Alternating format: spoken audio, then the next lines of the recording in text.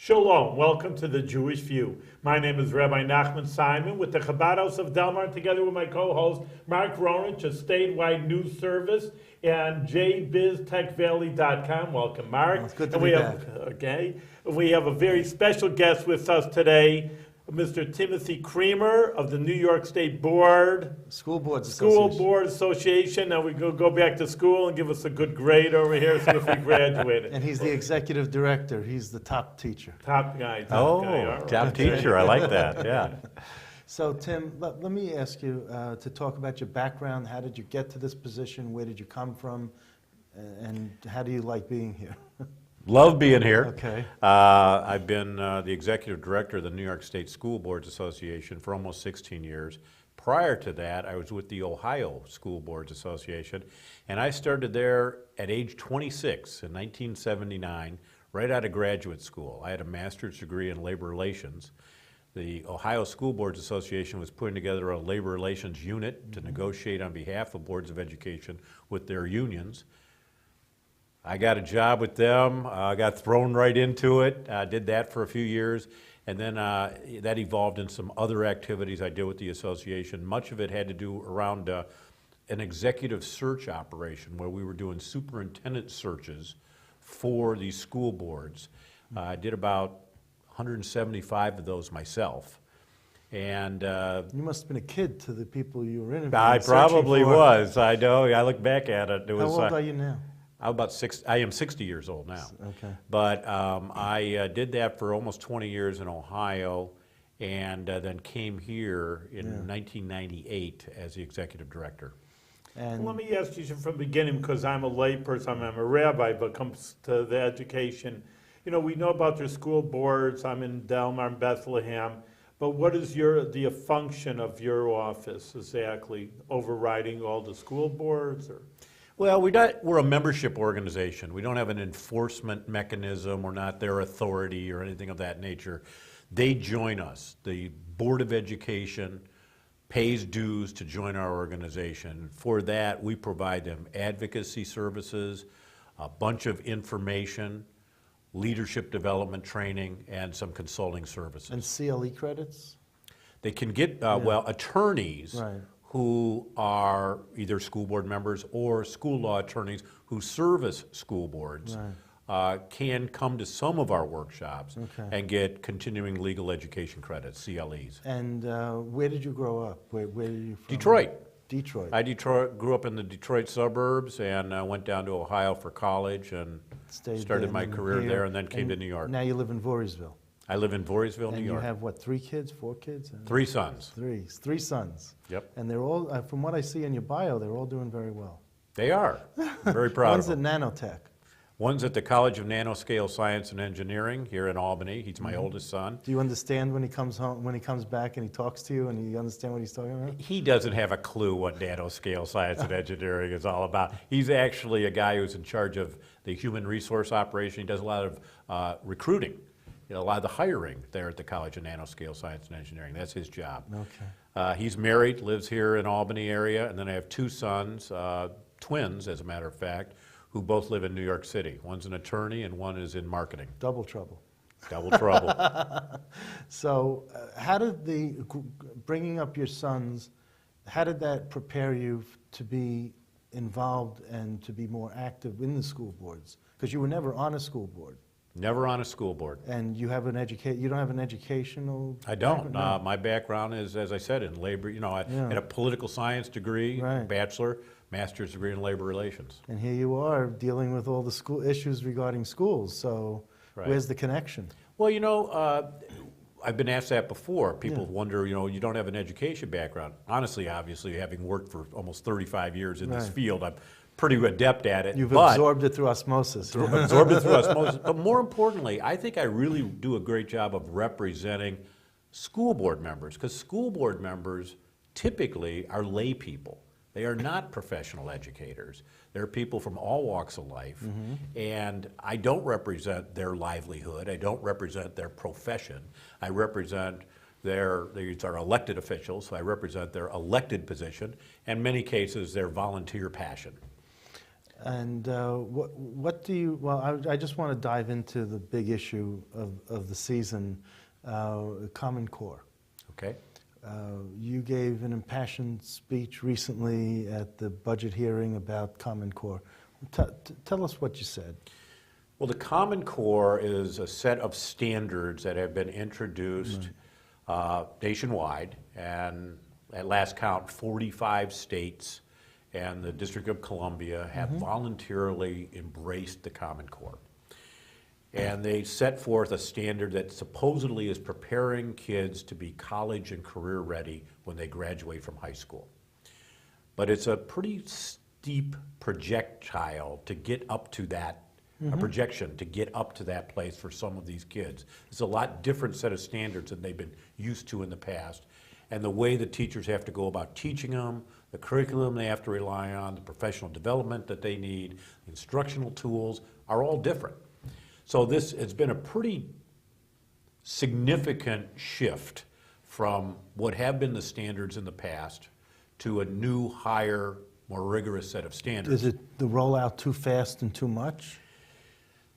Probably so, because what has happened is the standards were not fully understood and embraced, but we in New York took it upon ourselves, because we had received money from the federal government in what is called Race to the Top money, a very significant grant of millions of dollars, that caused us to say, not only are we going to introduce these standards, but at the exact same time, we're going to introduce to you the tests that are the standardized tests in grades 3 through 8 for English language arts and for math that are aligned with those standards. But the teachers would tell you, wait a minute, we didn't have the curriculum, we didn't have the professional development, we didn't even expose some of these kids to these elements that are on the test. So there's been a huge controversy and a lot of pushback about we did not fully understand the standards, we didn't have the curriculum in place to actually teach to the standards,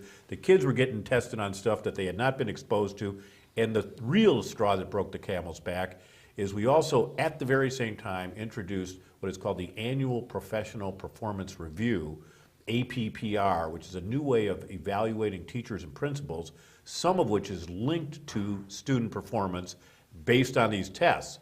The kids did not do well. Only 30% of them were seen as proficient on a college and career-ready track. So fire the teacher. Well, that didn't come to that. In fact, the teachers actually all graded pretty excellent, which was somewhat the irony of it. Yeah, the kids don't do well, the teachers are all effective.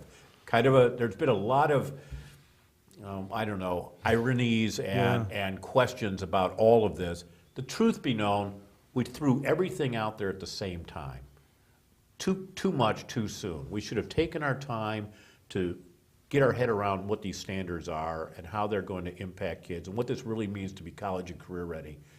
Introduce curriculum that was aligned with those standards that people really believed in and could deliver and had the professional development and the tools to do it.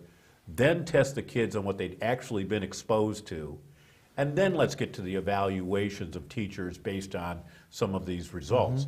We did it all at once, and it's really become pretty messy, and now we're trying to fix it. Was it a colossal failure? No, people would tell you that it is a colossal failure. I say we didn't do it right, but let's fix it. Okay, one of the quotes from one of the legislators, it was an unmitigated disaster. Right. Oh yeah, you'll hear a lot of political rhetoric. But was around that it. How you agree with that? I don't. You don't? No, a lot of parents and teachers would tell you it was just that, unmitigated disaster. There were I think, some situations that caused some people a lot of anxiety, but these were 3 through 8 tests. I wouldn't call these necessarily high stakes.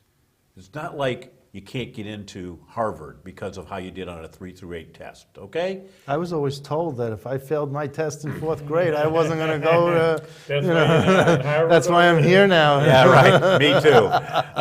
Well, I don't think there was the high stakes that some people had attributed to. I think that, unfortunately, was a perception that was drilled into some of these kids and their parents that this is a disaster.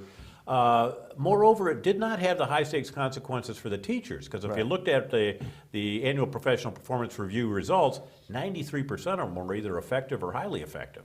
So it just didn't have those kind of results. I don't see how you call it a disaster.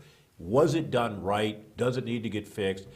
I believe in changing the temperature in the bathwater, not throwing out the babies. One thing it's just a detail of it. I know the teachers in private day school, Jewish day school in Albany, in Maimonides, but the teachers were arguing to an assembly person that did visit our school, and she just brought out, says, you didn't even provide money for textbooks, and they're so expensive, the textbooks, and now you have to, again, a whole new curriculum, and you could use the textbooks normally, and now it's just like, again, there's no money behind it to help the private schools. I don't even know about the public schools. Yeah, I don't That know was much. another argument. I don't know much about how this affected private schools, such as those that you represent. I can tell you that the public schools have, it's been very controversial. Now, just this week, the Board of Regents came forward with 19 recommendations.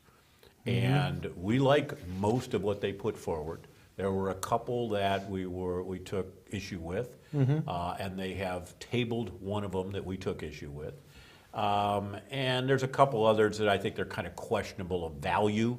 But the fact of the matter is the Board of Regents, who have been absolutely lambasted for months now about the rollout of the Common Core and all these things associated with it, seem to be trying to make adjustments that make sense. And both houses of the legislature, the leadership, Shelley Silver in the Assembly, John Flanagan, the Education chair in the Senate, have both said, this is a pretty good response, you're making progress. Interestingly enough, the New York State United Teachers hated it. Right. And more importantly, school superintendents didn't like it. Well, they say they weren't consulted. Well, I think that they would tell you that they're satisfied that at least some progress is being made that is responsive to some of the things they heard. Yeah, but the one that really Yeah. surprised us, perhaps it shouldn't, the governor.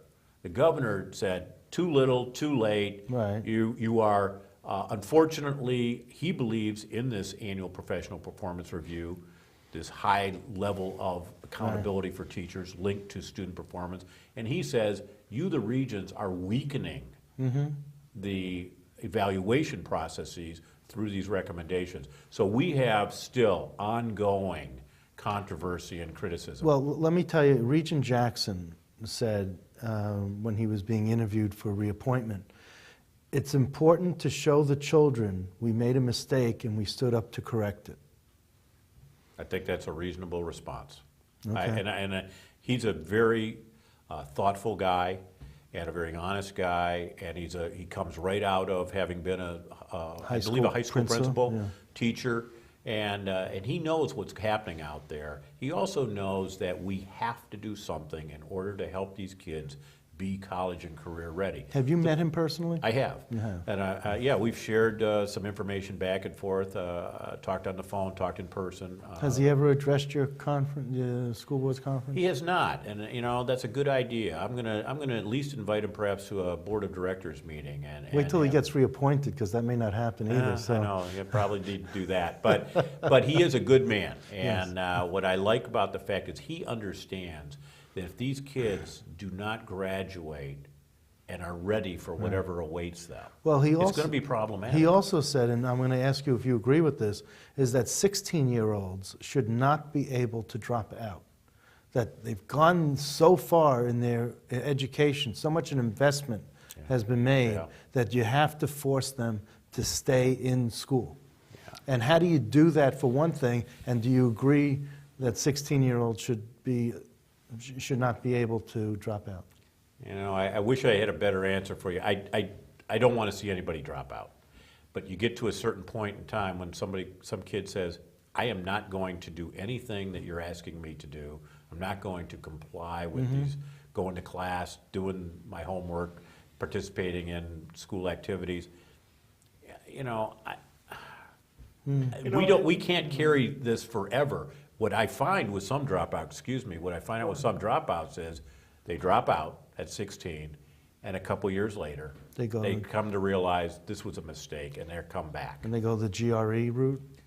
It's not called that anymore, believe it or not. You're talking about the GED. I'm old. Yeah, GED. Now it's got a new name, and I wish I could tell you, so I know better than you. But there are those who would go back, and there are opportunities for people who want to return to high school and get Okay, the GED, equivalent, yeah. high school equivalency exam is what they have. You know, the dropout rate is, incredible. I just know from kids in the Albany High that they say it's 50%, and I just heard on the radio that someone was saying Rochester at 35% graduation rate. I mean, it's incredible because, especially in such a high-tech world as we live in, obviously if you don't have the skills, you probably need even college, let alone high school skills. It's high in every urban center, Buffalo, Rochester, Syracuse, Utica, Binghamton, you name it. And it's all, they're high It's dropout major. rates. I don't know what to do about it either, that's what I'm Well, I'll tell you asking. something. I can't make any excuse about it. I don't know if it's always a dropout. When you talk about those dropout rates of 50%, oftentimes what it is they've just gone away. Well, that's dropping out. Well, they might have gone to another district. The mobility rates, Oh, really? particularly these urban school districts, unbelievable. I've always been amazed at the number of students who just leave. And the No school forwarding, district, no forwarding no address? forwarding address, really no announcement that I'm leaving. Oh, It's just gee. like one day you're there, one day you're not. I'm amazed when I talk to some of these school administrators in the urban areas who talk about the mobility rate. Should put a tracking chip in these kids. Well, So that you is know really, where it's, they- it's astounding that they are just gone. Well, And- it's interesting. I talked to someone, this is years ago, but he was a teacher, he's an Orthodox Jewish person, but he taught in the public schools. And I mentioned it to him, the schools aren't doing so well, I read in New York City. He says, it's not so true, because again, it's like what you're saying, it's a little bit skewed statistics, because he says, I'll tell you, I teach 8th grade, and kids go into South America, Central America for 2-3 years. Like you say, they just pack up and go, and then they come back. Well, you didn't learn English for 2-3 years.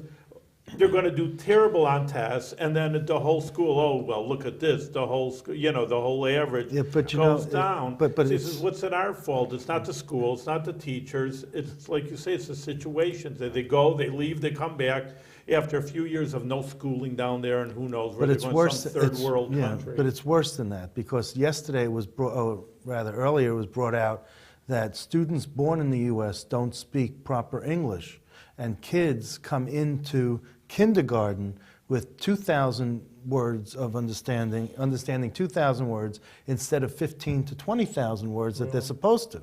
So from the very beginning, they start off behind.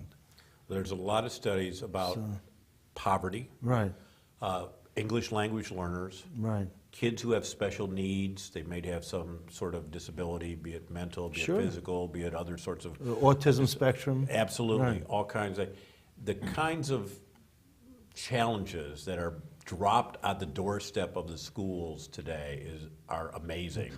And honestly, the fact that we do have a graduation rate statewide of about 73, 74%, it goes up some if you allow kids to go to August before they graduate, goes up some. You think about that, statewide, that is offsetting these very low averages in some of the big urban centers. So it must mean that some of the suburban and rural districts Yeah. actually are doing pretty good. Now, let me ask you, how many school districts are there in the state? There's about 730, So, and 670 are members? around 670. So Yep. you're missing 60. You got to go Right. out and hunt them down and get them to come in. That's my job. Do you have a do you have a scholarship where you can give, if they can't afford it, that they could still come in at a lower membership rate or We don't something? call it a scholarship, but we do throw a lot of bells and whistles and incentives their way. We'll prorate dues, we'll put them on an installment plan, we'll throw freebies at them How if much need be. does it cost to be a member of school board? It is associated with the size of the school district's budget. Right. And on average, it's about $7,500 a year. Okay, for a school district. For a and it's school board. But then there's the trip to go to these conferences. Sometimes and the there is cost some of that. I yeah. would tell you, it's really interesting. Things are changing in that regard. We offer we put all of our work into kind of 4 buckets. Advocacy and information are 2 of them. That's stuff that is absolutely funded by dues. You get to leadership development, there are some things, like we do an annual convention and we have some workshops, so there might be an added fee for that. But more and more people are saying, I can't travel. I don't have the budget to do that sort of thing.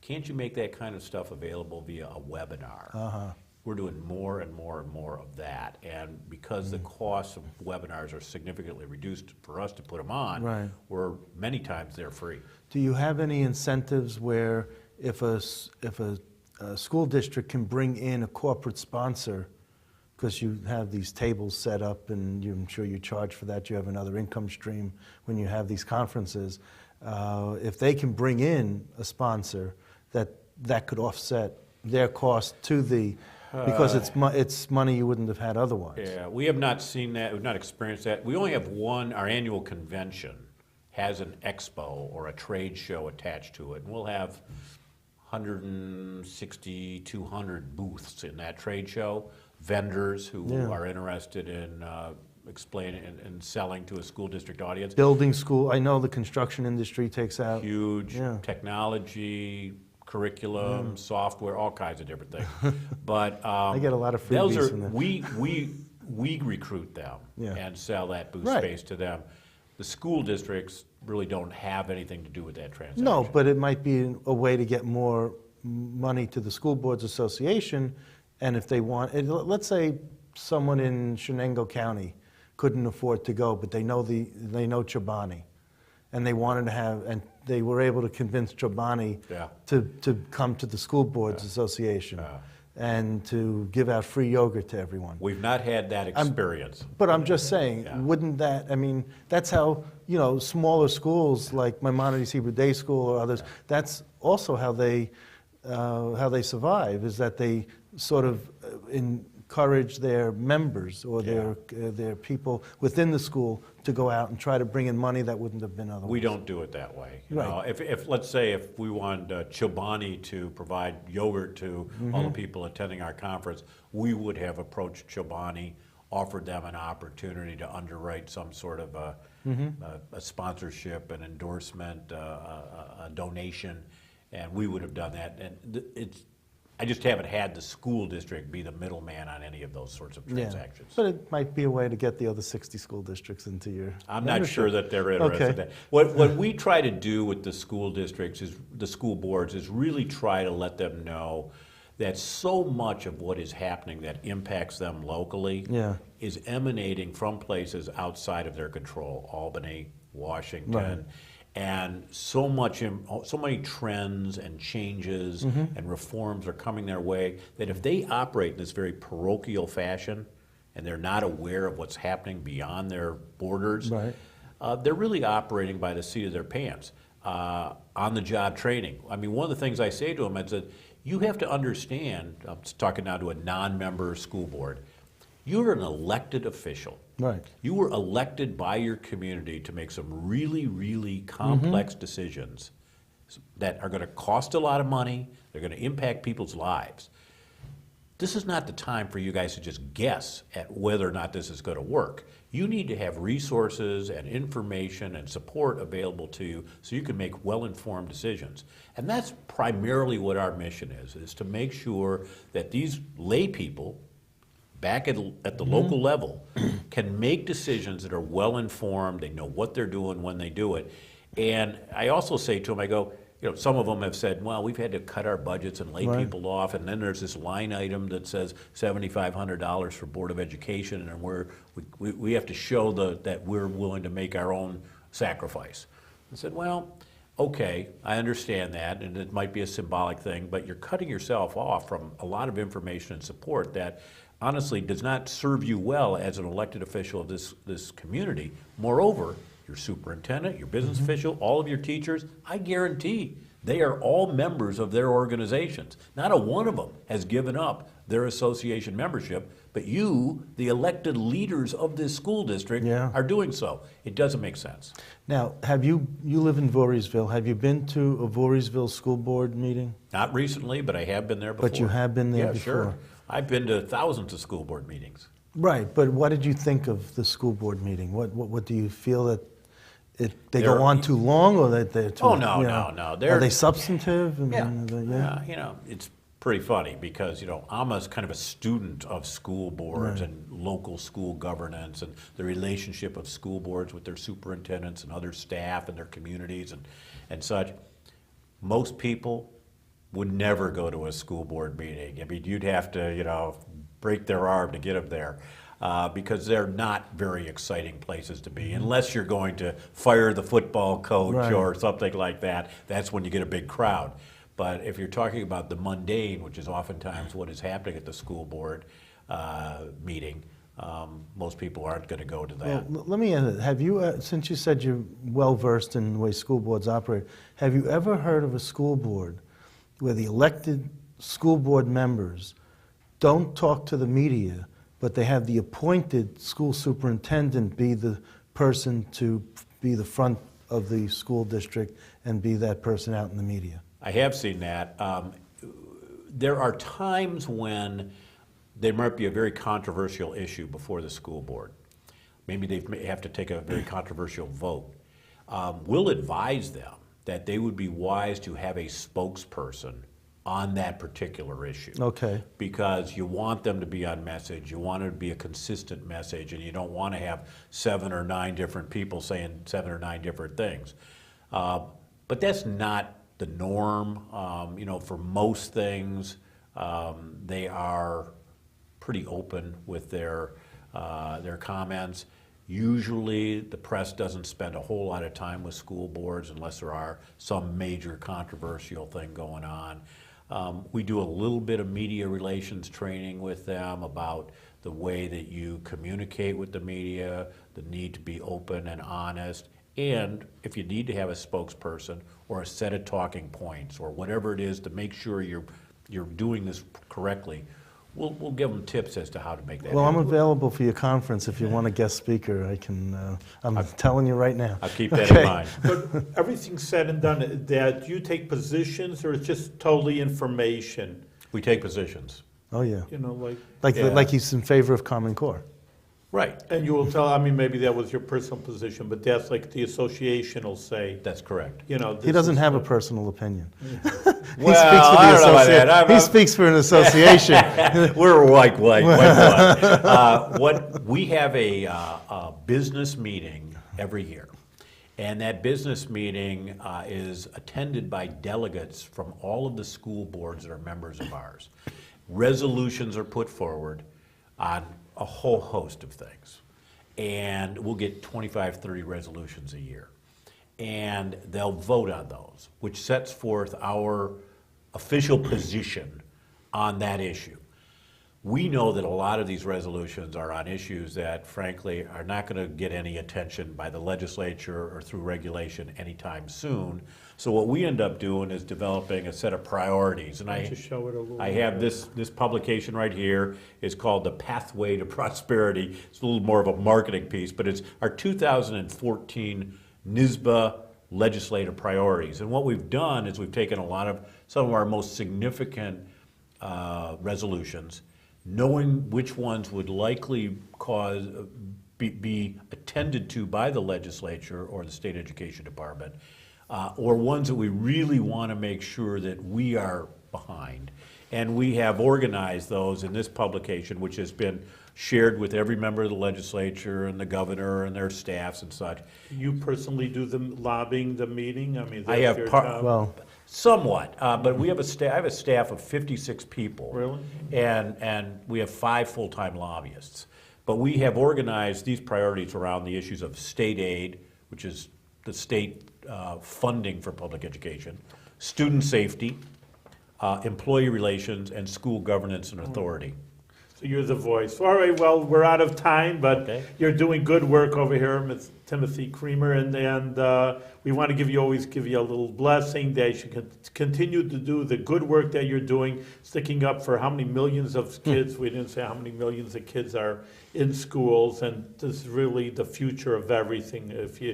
The children are the future, and if they're educated properly, then that's going to be a good future. If not, God forbid. So continue with your good work with good health. thank you for coming on the show. Thank you, Rabbi. Thank you, Mark.